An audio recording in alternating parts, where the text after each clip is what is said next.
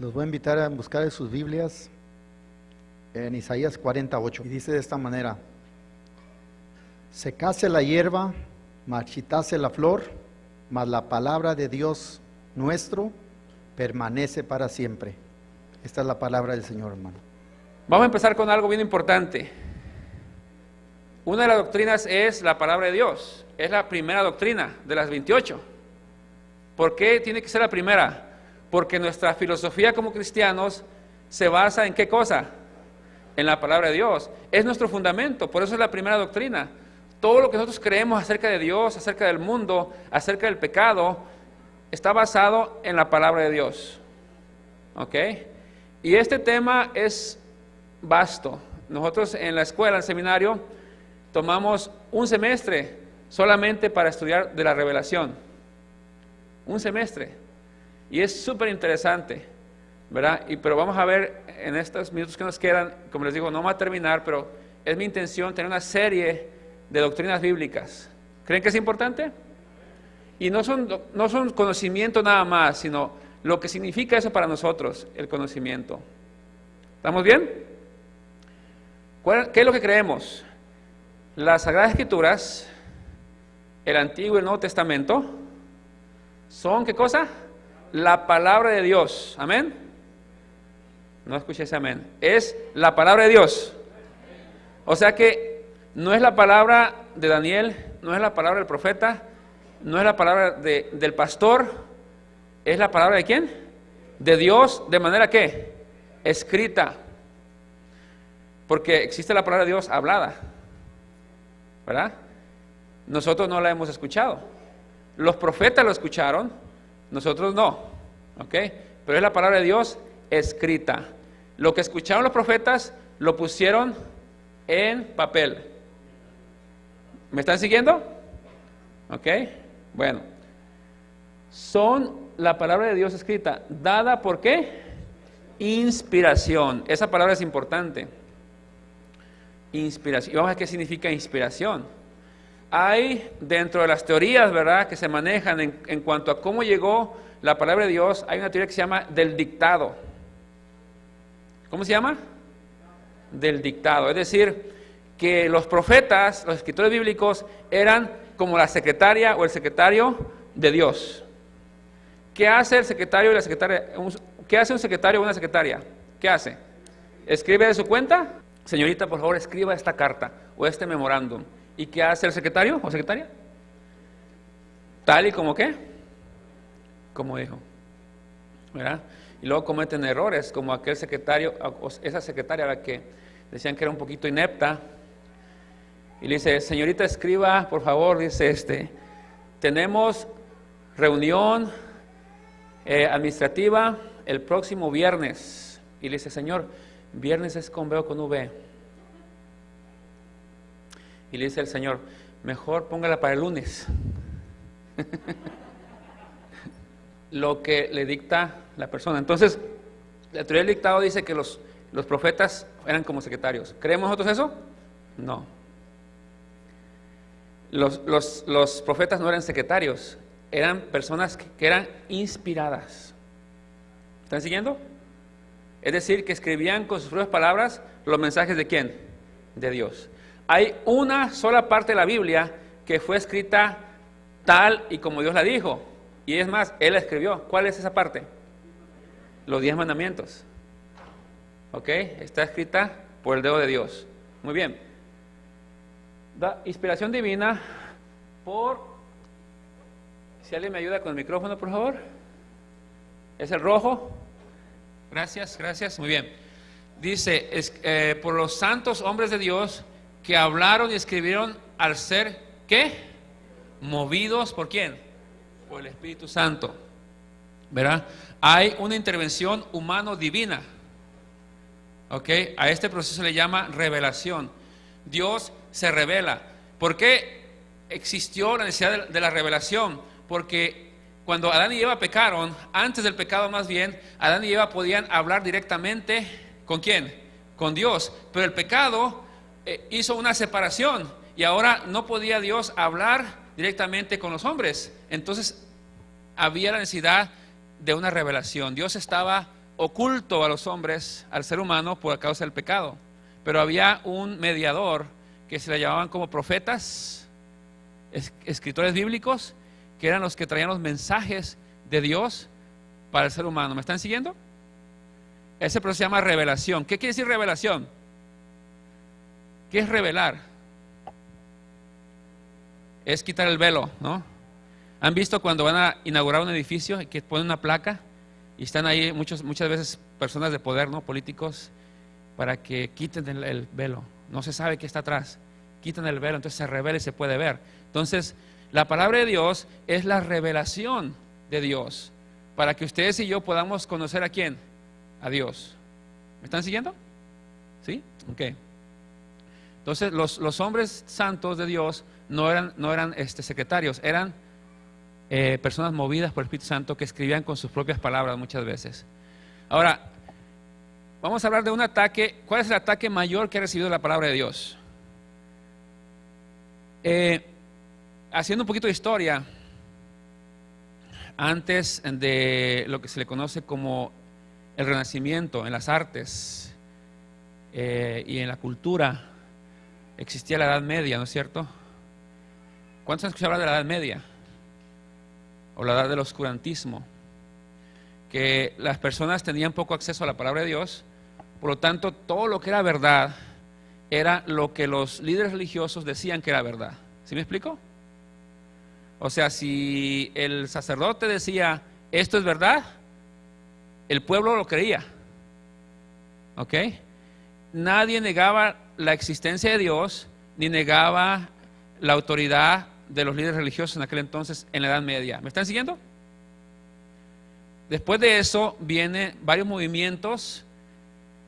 Uno de ellos es la Reforma, otro de ellos es el Renacimiento en las artes, otro de ellos es el surgimiento del humanismo, que comenzaron a cuestionar y decir, o sea, no es la Reforma, el movimiento de Reforma que se acaban de cumplir 500 años el año pasado, tuvo mucho que ver en esto. Es decir, ya no es lo que el sacerdote dice, ya no es lo que el líder espiritual dice, sino que tenemos que estudiar más. ¿Sí me explico? Y comienza un movimiento también renacentista en las artes, ¿no? En los pintores, sobre todo en Italia. ¿Okay? Pero fíjense cómo es Satanás. Esto fue bueno porque la gente tuvo acceso a la palabra de Dios. ¿Sí me explico? A entender la palabra de Dios por ellos mismos, no porque los líderes religiosos decían. ¿Me están siguiendo? Pero Satanás es astuto y llevó este movimiento a otro extremo, a cuestionar todo. Y surgió, es cuando surge el movimiento, surge más bien la razón como regla o como autoridad para ver qué es lo que es verdad y lo que es falso, lo que es mentira. La razón. ¿Okay? Miren ustedes, vamos a leer unos párrafos aquí. Después del Renacimiento italiano, la Reforma protestante y la propagación de los ideales de la Ilustración en Europa, la razón se convirtió en ¿qué? En fundamento de la sociedad humana. O sea, ya no era ni lo que decía el Padre, pero tampoco lo que estaba ¿dónde? En la palabra de Dios, lo que era verdad. Es decir, alguna creencia, alguna filosofía, si yo quería saber si era verdad o no, ¿a dónde tenía que ir? Antes ellos iban al Padre, al sacerdote, líderes espirituales, o a la palabra de Dios, que no tenían acceso, pero eran principios cristianos. Pero con esta situación ahora ya no van a esas cosas, sino van a la ¿qué? A la razón. Es decir, si se puede probar con la razón, entonces es verdad y existe. ¿Me están siguiendo? O sea, el diablo nos llevó al otro extremo, a la humanidad. Fíjense lo que pasó. Las personas educadas ya no podían ser mantenidas en la oscuridad, como en la Edad Media, por esos que manipulaban la política religiosamente, porque ahora tenían ilustración y ¿qué? Y conocimiento. O sea, eso fue un movimiento tremendo, ¿no? Porque 1000 años de oscurantismo, de que no progresaba el arte, no progresaba la ciencia, no progresaba nada. Eso se lo debe a la Iglesia Católica, la humanidad. Pero comienza el Renacimiento, la Reforma, o sea, a romper barreras y surge la ciencia, ¿no es cierto? Las artes, se llama el renacimiento, que renace. Pero nos lleva al otro lado. Ahora es la razón, ya no es lo que tú me dices, ya no es lo que está en la palabra de Dios, sino lo que yo puedo comprobar. Surge en la ciencia el método empírico, que tiene que ver con la experiencia o la experimentación. Entonces, lo que es verdad no es lo que dice la palabra de Dios, sino lo que la ciencia puede, ¿qué? Probar. ¿Me están siguiendo? Es el gran mal de nuestros días hoy. ¿Sí? Y está el ateísmo, ¿no es cierto? O sea, no se puede, a Dios no se le puede meter una probeta, dice una poesía por ahí, ¿no es cierto? O sea, ¿se puede comprobar a Dios científicamente? Es difícil. ¿Okay? Muchos de los que fueron víctimas de los poderes religiosos abusivos a través de toda la Europa estaban dispuestos a adoptar un nuevo enfoque de la ¿qué? De la verdad. O sea, ¿qué es verdad? Antes era lo que decía, repito, lo que decía el sacerdote, lo que decía la iglesia, eso era verdad. Pero, hey, wait a minute. Ahora es diferente. Ahora es la razón, lo que es verdad. El modelo empírico sugería que el conocimiento se obtenía a través de ¿qué? Los sentidos, lo que se puede ver, lo que se puede observar, el método científico. La experimentación, repetir experimentos y ver qué resultados da esos experimentos. Todo se comprueba de esa manera. Uno solo puede creer las cosas que puede ¿qué? O sea, ¿qué es verdad? Lo que puedes ¿qué? Percibir con los sentidos. Puedes tocar, puedes ¿qué más? Gustar, ver, oír u oler. Es decir, cualquier cosa que se experimente por medio de la percepción sensorial. Sensorial quiere decir de sentidos, de los 5 sentidos. Entonces, ahí, hermanos, si solamente es verdad lo que se puede comprobar con los sentidos, ¿dónde está Dios? Entonces, por eso la humanidad se fue al asunto de la razón. Entonces, Dios no existe. Sí existe. A ver, déjame tocarlo, déjame escucharlo, que me hable. No, pues no, es por la fe. Entonces, o sea, no, eso no. A mí lo que es real es lo que puedo tocar y ver. ¿Me están siguiendo? Entonces viene el racionalismo. Y es uno de los grandes males en contra de la palabra de Dios. Porque Dios va más allá de la ciencia, ¿no es cierto? ¿Se puede comprobar a Dios científicamente? Obviamente no. Sin embargo, nosotros sabemos que Dios existe. Amén. Hay muchas cosas, muchas evidencias.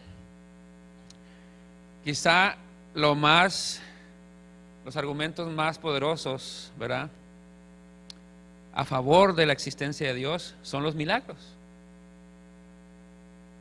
¿Dios ha hecho milagros en tu vida? Dios ha hecho milagros en la vida de muchos, ¿no? Cosas que la ciencia no puede explicar y que nos llevan a pensar y estar seguros que existe un Dios. De este racionalismo surge el evolucionismo, ¿no? El evolucionismo que dice que nosotros somos producto de ¿qué? De la evolución, ¿no? Del Big Bang también, ¿no es cierto? Pero hay cosas que no ha podido comprobar la teoría de la evolución. Recientemente, y quizás es un tema un poquito aparte porque está relacionado, hay una teoría a favor de la existencia de Dios que se llama la teoría del diseño. Es muy interesante.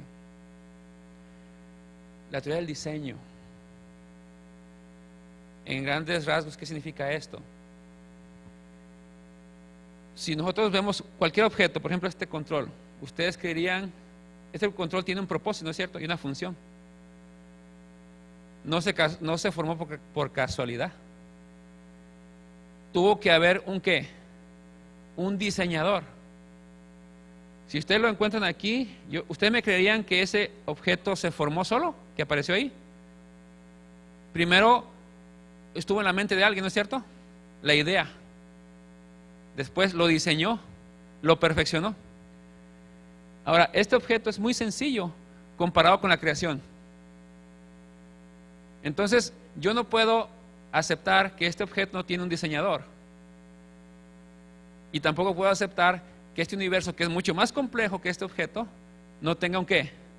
Un diseñador. Ahora estos científicos no le llaman Dios, le llaman diseñador.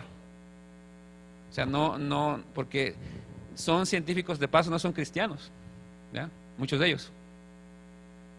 Pero, o sea, dicen, ciertamente hay un diseñador, tiene que haber un diseñador para ese universo, para tu cuerpo, el cuerpo humano. El cuerpo humano es una maravilla,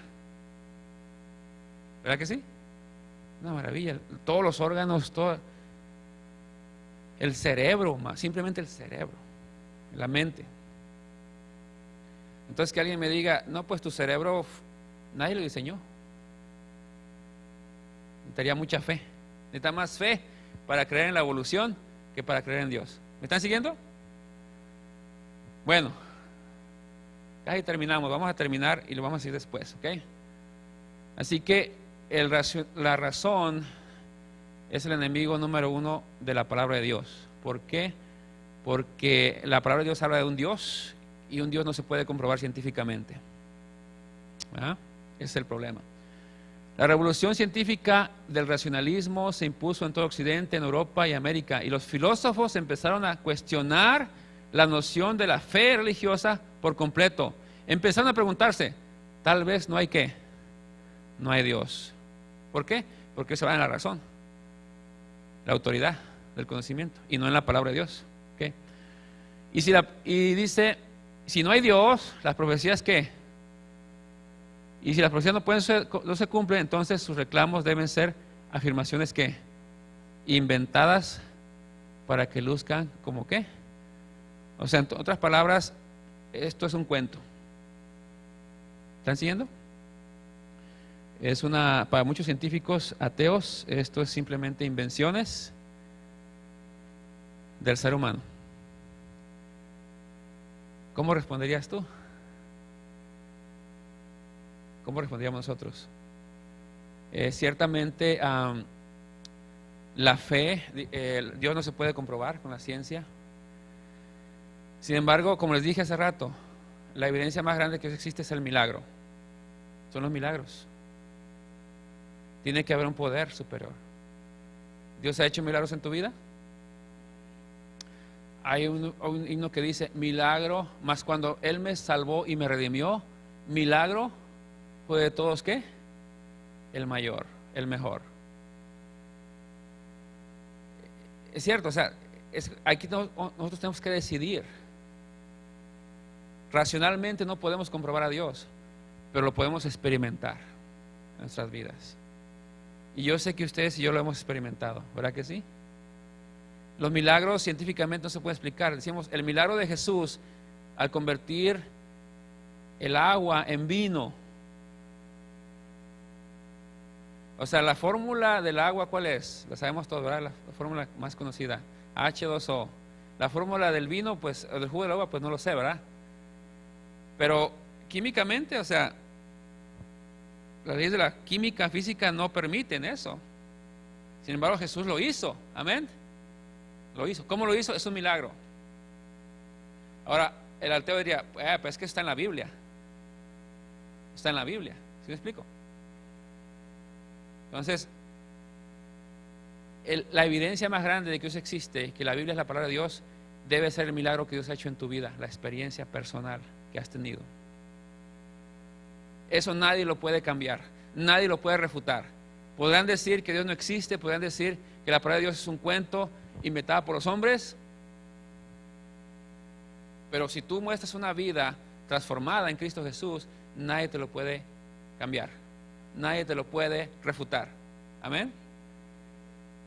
Les he dicho varias veces esto. Trabajé varios años en mental health. Hay terapias, muchas corrientes terapéuticas, psicológicas. Déjenme decirles algo, ninguna funciona. Ninguna funciona. Porque se trata de un cambio de conducta. Son buenas, nos ayudan, pero lo único que puede cambiar los corazones es Cristo Jesús. ¿Sí o no? Nada más. Y ese milagro nadie lo puede negar. Cuando ve a una persona transformada. Es como el endemoniado, ¿verdad? Que regresó a su casa y todo el mundo se sorprendía porque lo habían visto cómo andaba en los panteones, gritando, dando voz, encadenado, y ahora lo ven un hombre bien. ¿Cómo se explica eso? Solamente el poder de Dios. Piensa en los milagros que Dios ha hecho en tu vida, y solamente por la palabra de Dios. Hay evidencias, si vamos a estudiar el siguiente sermón, vamos a ver evidencias arqueológicas de que esto no es un cuento. Hay evidencias arqueológicas, existen manuscritos, existen eventos que la Biblia registra, que hay evidencia arqueológica. O sea, que no es que alguien se puso a inventar. Pero de todos los argumentos, el más poderoso es el poder de Cristo en tu vida. Ese es. Y los milagros que Dios ha hecho. Quiero terminar con historia de cómo Dios, el poder de Dios es grande. Y hay muchas quizá, y tú puedes contar también. Hace algunos años me tocó reportar en la ciudad de Veracruz, en el puerto Jarocho. ¿Sí? ¿Algún hermano de Veracruz aquí? ¿Un veracruzano? Muy bien. Venden unas picadas, ¿no es cierto? ¿No son las picadas y las empanadas? Bien ricas, hermanos, bien ricas, así con quesito. Bueno, ya, si no, no me van a poner atención. Pero eso era nuestro pan de cada día. Me tocó colportar con el pastor. Bueno, éramos estudiantes, el pastor Rolando Vega, quizás lo conoces, Katy. Él es pastor ahora está en Montemorelos ahora, capellán. Y los domingos, pues en aquel entonces no había celulares, ¿verdad? Pues sí había, pero eran muy caros. Así que no teníamos para comunicarnos con la familia. Lo que hacíamos, íbamos a una caseta que estaba como a unos 10 minutos caminando, 10 o 15 minutos caminando. De donde vivíamos a una gasolinera había un teléfono que le ponías una tarjeta. La tarjeta tenía un chip, como las tarjetas de crédito ahora, y ese te daba 20 minutos para hablar, ¿no? O media hora para hablar. No sé si los que vivieron en México y se acuerdan de eso. Total, y ese domingo era temprano, había llovido, porque en Veracruz llueve mucho. Las calles, como eran las afueras, eran de tierra. No había pavimento, no había piedra, eran de tierra. Entonces había varios charcos, íbamos en short, ¿verdad? Rolando y yo, caminando. Él iba enfrente y yo atrás de él, ahí en chanclas, y pasábamos por los charcos, porque no había más, teníamos que pasar por los charcos, ¿no? En una intercepción había un charco ahí y él ya se había metido, había dado como 3 pasos hacia el charco y le dijo: espérate, algo, hermanos, no sé qué. Bueno, sí sé qué. Le dije: ¿sabes qué? Hay que rodear este charco. Se salió, rodeamos el charco, fuimos, hablamos por teléfono, regresamos otra vez, rodeamos el charco, solamente eso, los demás los pasamos. Al siguiente día, hermanos, volvimos a ir a la gasolinera, ya se habían secado a la mitad los charcos, y ese lugar donde le dije: regrésate, ¿qué creen que era? No era un charco, era una alcantarilla. Estaban poniendo el drenaje y estaba un hoyo, el tubo de la alcantarilla, ustedes lo conocen, hacia adentro. Y todavía se acuerda, va el pastor. Le digo: me debes de la vida. No, te la debes a Dios. O sea, ¿qué fue lo que me dijo? Regrésate. Ahora iba primero y ya había 2 o 3 pasos adentro. Si se cae a ese pozo, se va. Hubiera salido allá en la playa, ¿verdad? En Mocambo, Boca del Río, allá Pero, hermano, ¿Dios existe, sí o no? O sea, ¿qué me impresionó a mí? Fue el Espíritu Santo. Regrésate. Entonces, Dios existe, no porque la Biblia lo dice, por la experiencia que tú has tenido con Él. Dios es real. Y este libro es su palabra. Dios va más allá de la razón. ¿Decimos amén? Que Dios los bendiga, hermanos. Vamos a ponernos de pie. Vamos a cantar el último himno. Y el próximo sermón vamos a hablar un poquito más de la palabra de Dios. ¿Qué es la inspiración? Porque es importante que sepamos.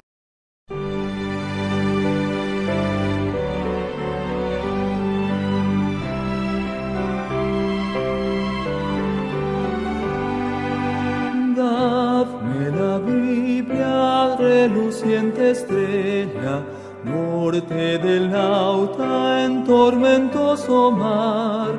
Nunca el nublado esconderá su brillo, pues las tinieblas puede disipar.